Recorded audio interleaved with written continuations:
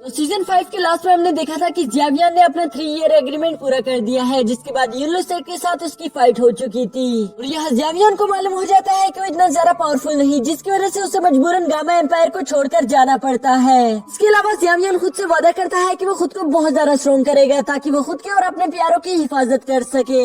अब यहाँ battle through the haven season 6 में ज़्यावियान की एक नई कहानी शुरू होने वाली है, जिसके पहले सीन में हम जुनीर को देखते हैं, जिसे मिस्टर लिन ज़्यावियान की सारी कहानी के बारे में बता रहा था कि कैसे उसकी येलो सेक्स से फाइट हो गई और वहाँ पर क्वीन मेडुसा ने भी उसकी काफी मदद की। यहाँ मिस्टर लिन जुनीर को ये बात भी बता देता है कि आखिर में ज़्यावियान वहाँ से बचकर निकल गया, जो सुनकर जुनीर काफी ज्यादा खुश हो गई थी। मुस्कुराते हुए कहती है कि मैं हमेशा से जानती थी कि ज़्यावियान काफी ज्यादा कमाल का इंसान है, नहीं तो क्वीन मेडुसा जैसी खतरनाक औरत उसकी मदद क्यों करती। ये सुनकर मिस्टर लिन कहता है कि हाँ, तुमने एक बात तो बिल्कुल सही कही कि क्वीन मेडुसा की चॉइस बिल्कुल भी बुरी नहीं है, उसने ज़्यावियान की मदद करके काफी अच्छा काम किया। लेकिन अभी मुझे लगता है कि जुनीर तुम्हें यहाँ से निकल जाना चाहिए, क्योंकि ज़ियाओ फैमिली की हालत काफी ज्यादा खराब है और हो सकता है कि ज़ियाओ फैमिली के दुश्मन यहाँ आकर तुम पर भी अटैक कर दे। जिस पर जुनीर उससे कहती है कि क्या तुम्हें मालूम है कि इस वक्त ज़्यावियान कहाँ पर है। ये सुनकर मिस्टर लिन जुनीर को बताता है कि मेरे अंदाजे के मुताबिक इस वक्त वो रेगिस्तान में होगा और हो सकता है कि वो कैनन एकेडमी की तरफ बढ़ रहा हो। ये बात सुनते ही जुनीर के चेहरे पर एक छोटी सी मुस्कान आ गई थी, जो कि मिस्टर लिन से कहती है फिर तो मैं उसका यहीं पर रुककर इंतजार करूंगी। मैं मेरे लिए ज्यादा फिक्र करने की कोई जरूरत नहीं, बल्कि मैं चाहती हूँ कि एकेडमी के बाहर तुम अपने लिए कोई जगह ढूंढ लो जहाँ पर रुककर तुम थोड़ी देर आराम कर सको। मिस्टर लिन जुनीर की ये सारी बातें सुनकर कहता है ठीक है, जैसा आपका हुक्म, मैं एकेडमी के बाहर रुककर आपका इंतजार करूंगा और आपको जब भी मेरी जरूरत पड़े बस आप मुझे हुक्म दे देना, फौरन ही आपकी मदद के लिए हाजिर हो जाऊंगा। और इसके अलावा भी अगर मैं आपकी कोई मदद कर पाऊँ तो मुझे जरूर बताना। यहाँ मिस्टर लिन से ये सारी बातें करने के बाद हम देखते हैं कि जुनीर काफी ज्यादा खुश दिखाई दे रही थी और वो यूं ही हंसते मुस्कुराते हुए पहाड़ी से नीचे जा रही थी। अभी रास्ते में जुनीर का सीनियर बाइशन उसे वहाँ पर देख लेता है, जो कि उसे देखकर खुश होते हुए कहता है कि जुनीर तुम यहाँ पर क्या कर रही हो।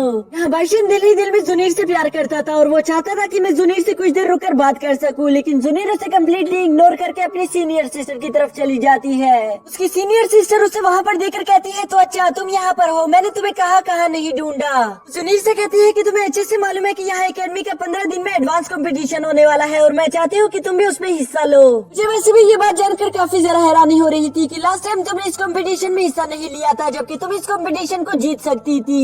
सुनकर जुनीर कहती है पिछले साल मैं कुछ ज्यादा ही न्यू कमर थी और मैं नहीं चाहती थी कि मैं इस तरह से अपने सीनियर्स के साथ कंपटीशन करूं, क्योंकि मुझे उम्मीद भी नहीं थी कि मैं तुम लोगों से जीत सकती हूँ, आप लोग बहुत ज्यादा कमाल के हो।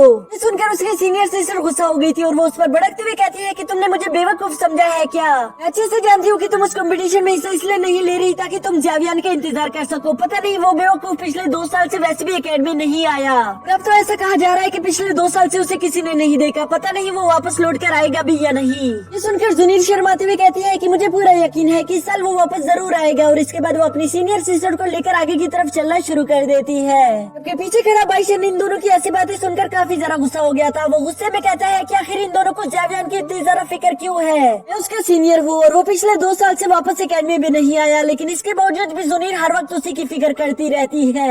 ये कहते साथ ही बाइशन ने गुस्से में अपने साथ मौजूद दरख्त को पंच कर दिया था, जिससे हमें उसकी ताकत का अंदाजा हो जाता है कि वो कितना ज्यादा पावरफुल है। इसके बाद सीन शिफ्ट होकर हमारे प्यारे हीरो ज़्यावियान पर आ गया था, जो कि अपने पर्पल विंग्स का इस्तेमाल करते हुए रेगिस्तान को क्रॉस कर रहा होता है। अभी अचानक उसके मास्टर कहते हैं कि अगर मेरी बात मानो तो तुम्हें अपने पर्पल विंग्स को क्लोज कर लेना चाहिए, क्योंकि तुम ब्लैक हॉर्न कबीले के काफी ज्यादा करीब पहुंच चुके हो। ये बात सुनकर हम देखते हैं कि ज़्यावियान ने अपने पर्पल विंग्स को क्लोज कर लिया था, लेकिन साथ ही साथ उसको अभी भी ये बात समझ नहीं आ रही थी कि आखिर मास्टर ने मुझे ऐसा करने के लिए क्यों कहा, जिसकी वजह से उसके मास्टर उसे बताते हैं कि शायद तुम्हें नहीं मालूम, लेकिन ब्लैक हॉर्न कबीला अपने गुंडों के लिए बहुत ज्यादा मशहूर है। मैं नहीं चाहता कि कोई भी वहाँ पर तुम्हारे पर्पल विंग्स देखकर तुम्हें पावरफुल समझे और इसकी वजह से तुम्हारे लिए काफी ज्यादा मुश्किलें खड़ी हो सकती है, इसलिए मैं चाहता हूँ कि तुम वहाँ पर एक आम आदमी बनकर जाओ। अपने मास्टर की ये सारी बातें सुनने के बाद हम देखते हैं कि ज़्यावियान बिल्कुल ऐसा ही करता है, वो बिल्कुल एक आम आदमी बनकर उस कबीले में इंटर होने ही वाला था। अभी अचानक हम देखते हैं कि ज़्यावियान पर किसी ने वार्निंग के तौर पर एक एरो शूट कर दिया था, जिसे देखकर ज़्यावियान थोड़ी देर के लिए पीछे हट जाता है, लेकिन इसके बावजूद भी ज़्यावियान डरता नहीं, बल्कि वो ऊंची आवाज में कहता है कि मैं एक मुसाफिर हूँ जो कि यहाँ से गुजर रहा था।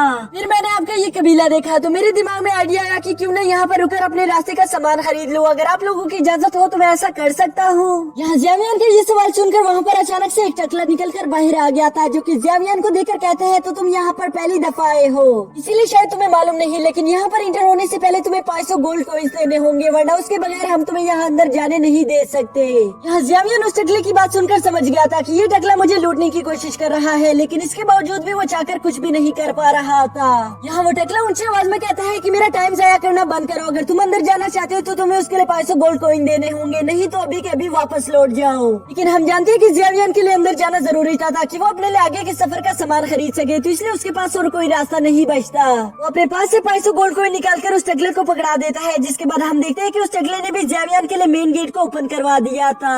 यहाँ उस ब्लैक हॉर्न सिटी में एंटर होने के बाद ज़ेवियन देखता है कि वहाँ पर काफी ज्यादा लोग मौजूद है। इसके अलावा वहाँ पर काफी ज्यादा तादाद में दुकानें भी मौजूद थी, जिसे देखकर वो काफी ज्यादा खुश हो गया था कि अब तो हमें अपने आगे के सफर का सामान मिल जाएगा। लेकिन अभी थोड़ी देर बाद ही हम देखते हैं कि ज़ेवियन एक दुकान से काफी उदास चेहरे के साथ बाहर निकल कर आ रहा था।